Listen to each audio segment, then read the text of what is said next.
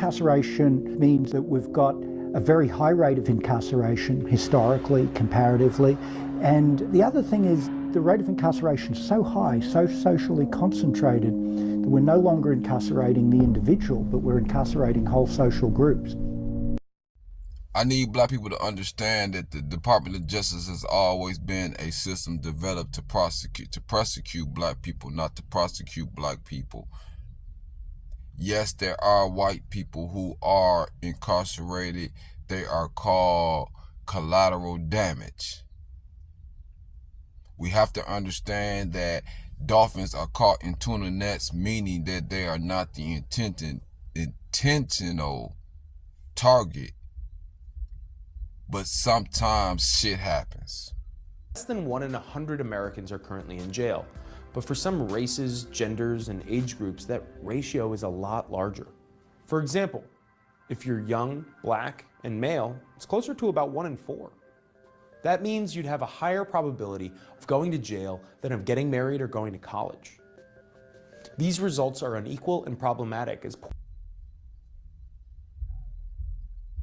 And that is the situation, the fact that white people are just so overly criminalized in their nature that they just happen to get caught in a net that was not intended for them does not deviate from the fact that the Department of Justice is designed and developed to directly target and prosecute blacks for their genocide. Put a few numbers up that just illustrate the scale of the problem. The problem is there are vastly more black people in American prisons and in every category of American punishment than can be justified either in terms of black people's involvement in crime, about which I'll tell you a bit in a minute, or in terms of population presence. 12% of Americans are Afro-American, 12%. At the moment, the American prison population is about 42% black, but actually that's an undercount because the relevant federal agency for political correctness reasons in the 1990s separated Hispanics out of the black and white racial counts. Some Hispanics are also dark-skinned. That's the material, the salient social fact in U.S. courts is black skin. It's not Hispanics. Well, black people have to understand that from the time that they released you from their chattel slavery, that they have always criminalized everything about who you were as a person. That was the purpose for developing the Department of Justice, was to enact the 13th Amendment clause that says slavery is abolished except for imprisonment. And they've been trying to imprison you back to slavery ever since. The 13th Amendment to the United States Constitution provided that neither slave nor involuntary servitude except as a punishment for a crime whereof the party shall have been duly convicted shall exist within the United States or any place subject to their jurisdiction. With the adoption of the 13th Amendment, the United States found a final constitutional solution to the issue of slavery. The 13th Amendment, along with the 14th and 15th, is one of the trio Civil War amendments that greatly expanded the civil rights of America. The causes of racial disparities in sentencing and punishment in the U.S. are the conscious policy choices of American legislators and government officials to adopt particular kinds of sentencing and correctional policies. That's why we have so many people in prison. That's why we have so disparately many minority people in prison. The cure... I want black people to pay attention that the fact that the Department of Justice was not established until July 1st, 1870. After blacks received their emancipation in 1865. So within the full 5 years after establishing the emancipation, they established the Department of Justice.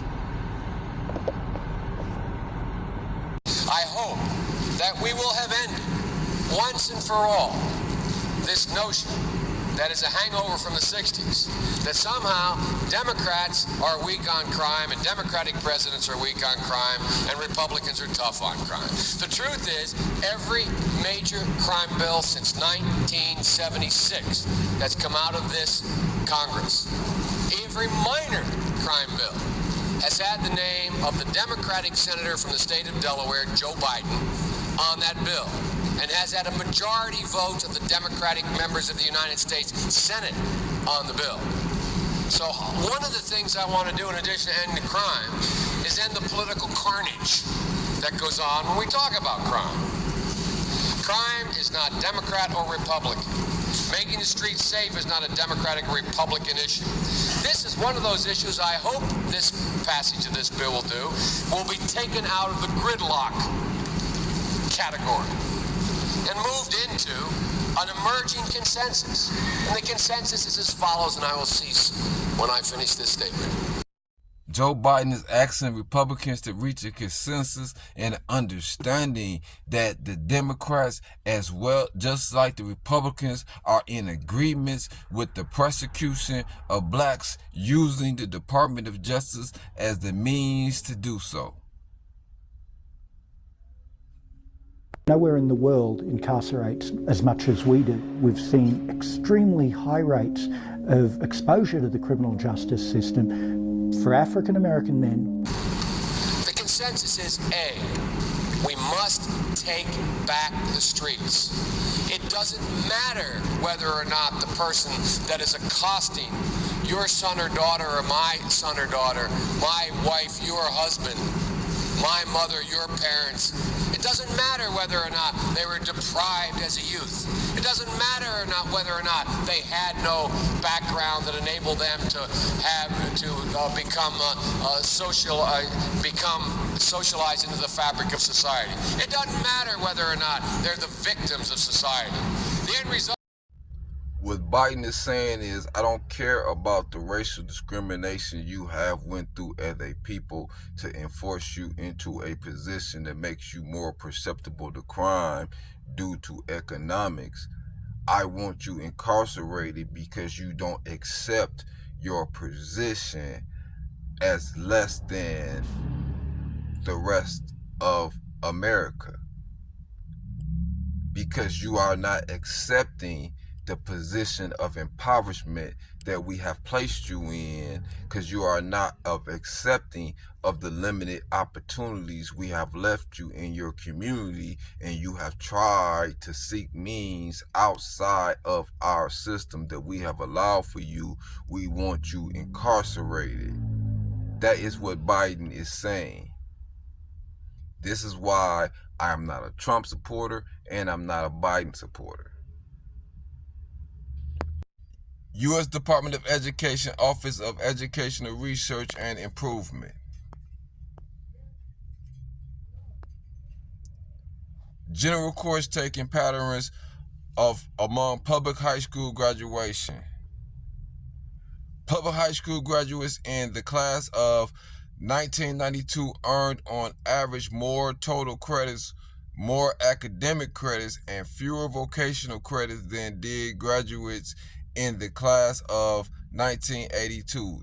So if we think about black men who were born in the late 1970s and who are growing up through the American prison boom of the 1980s and the 1990s, the chances that they're going to serve time in state or federal prison if they dropped out of high school is about 70%. So going to prison for that group of black men with very low levels of schooling, that's become a normal life event.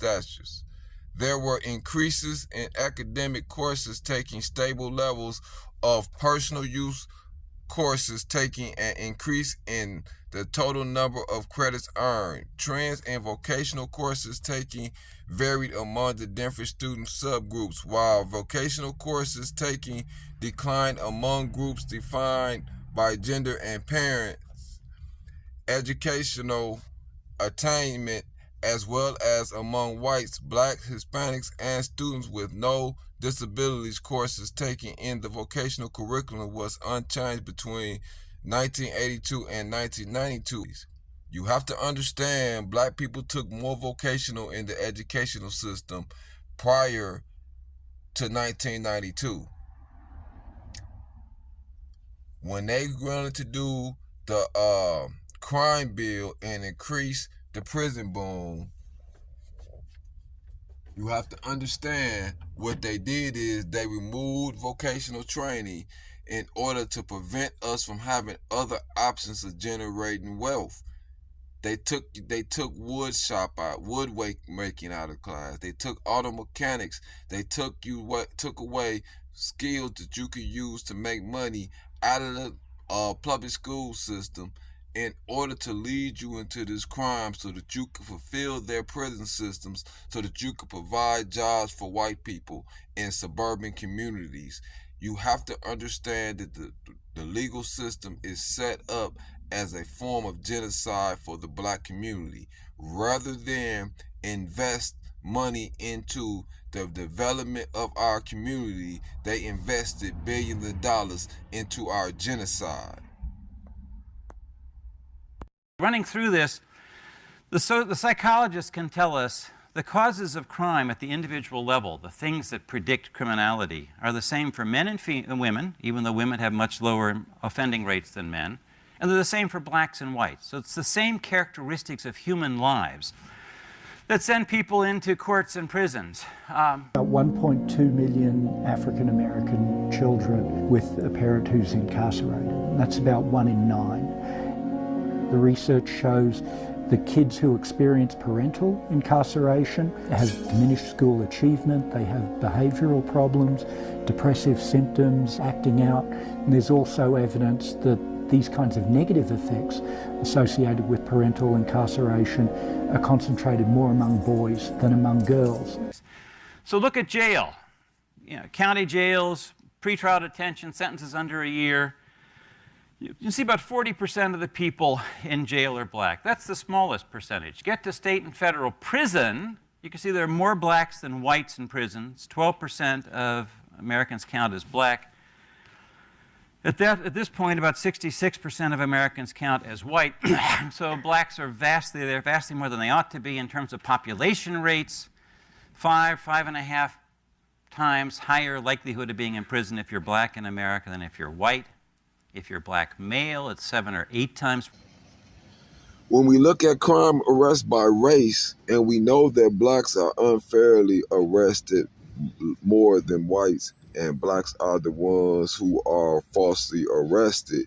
So when you look at arrest patterns, you look at the fact that 6,816,975 arrests occurs in America. 4,729,290 of those are white people. Only 1,815,144 of those are black.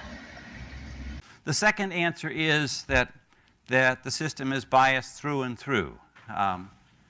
Black male offenders continue to receive longer sentencing than similar situated white male offenders. Black male offenders receive sentences on average 19.1% longer than similar situated white male offenders during the Post report. Black people are much more likely to be arrested for serious violent crimes than white people are. I'll say something about that. That over-involvement in serious crime is falling significantly, but has not yet shown itself up in imprisonment data. Violence in an offender's criminal history does not appear to account for any of the demographic differences in sentencing. Black male offenders receive sentences on average 20 to 4% longer than similar situated white male offenders, accounting for violence in an offender's past and more likely to be in prison than if you're a white male, and so on. Death row.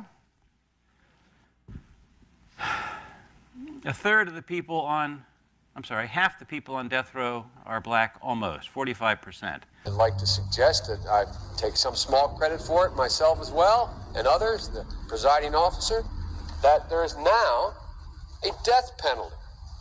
And we passed it a couple years ago. If you are a major drug dealer involved in the trafficking of drugs and murder results in your activities, you go to death. Life sentences, look at that. 66,000 people serving life sentences are black, 47,000 whites. Look at LWOPs, life without the possibility of parole. Blacks are 70% of the total. They exceed whites and Hispanics together. I won't go on. For kids, it was even worse before the Supreme Court decisions that changed all that. So, blacks lead in various certain areas such as murder, which comes from over hostility in the black community due to the economic castration in our community. And it also comes from us, our aggression due to our impoverished condition and our demasculation of our community. I'm going to just shout at you some background things that I'm not going to explain because there obviously isn't time. So why are there so many black people in prison? The first answer, the first and obvious answer is because they do more of the stuff that sends people to prison. But however, rapes, white people lead in overwhelmingly. Robbery, overwhelmingly, white people lead in. Aggravated assaults, white people lead. Burglary, larceny theft, motor vehicle theft, arson. The third answer is that American sentencing laws disparately and disproportionately attach harsh penalties to things for which black people are convicted. Those tend to be the answers. So, since 1986, Congress has passed over 230 new or expanded penalties for drug and criminal offenses in this United States. 230 new penalties.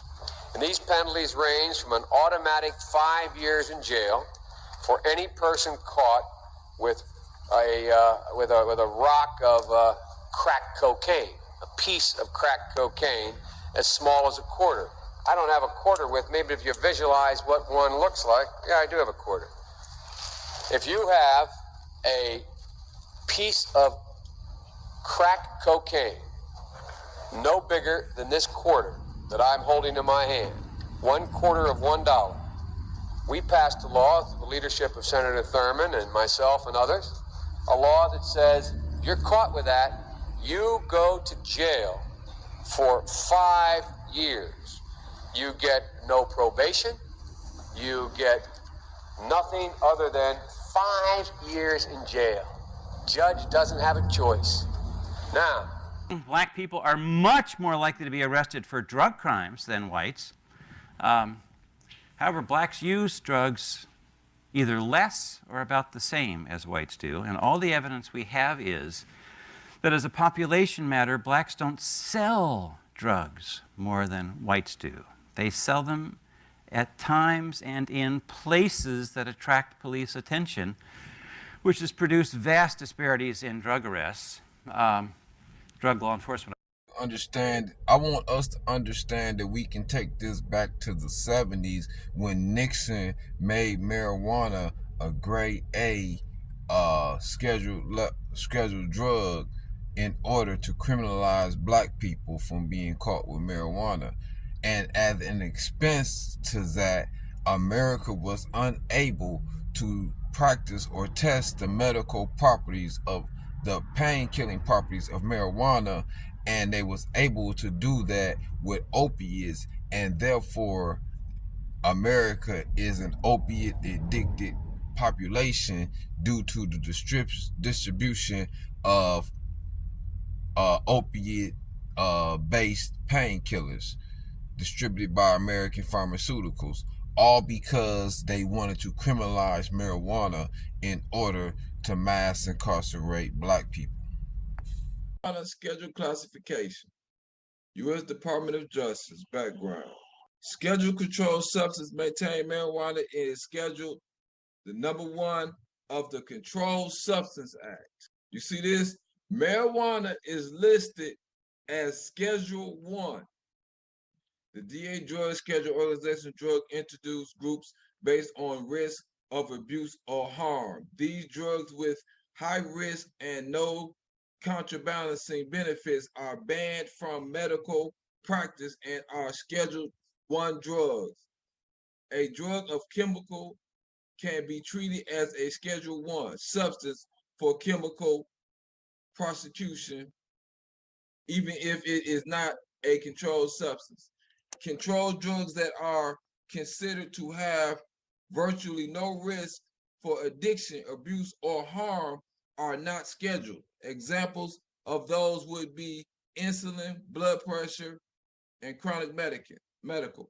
Often searched for are marijuana falls into Schedule I. The Controlled Substance Act was passed in 1970 at a time when there was a war on drugs and the concept of zero tolerance and pot as a gateway drug was mainstream thinking. One of the many unintended consequences of sliding marijuana into Schedule I was the restriction it placed on the ability to conduct research to discover if and what are the medical properties of marijuana and what are the dangers without good or even reasonable quality research. Without good or reasonable quality research. I want y'all to understand what this means. The United States government labeled marijuana a Schedule I drug, banning it from being able to be used as any means of medical research. So they could not search the pain properties of marijuana in order to make medications to kill pain out of marijuana, but they was allowed to do it out of opiates. So your government is complicit in turning you into drug addicts. The drugs has never been a problem like we have right now. And by the way, like the world has. The underlying issue is we've chosen prison as a way to respond to that problem of crime. And there are a whole variety of ways that we could have chosen to respond to that problem of crime. We've chosen the response of the deprivation of liberty. And we've chosen the response of the deprivation of liberty for a historically aggrieved group whose liberty in the United States was never firmly established to begin with.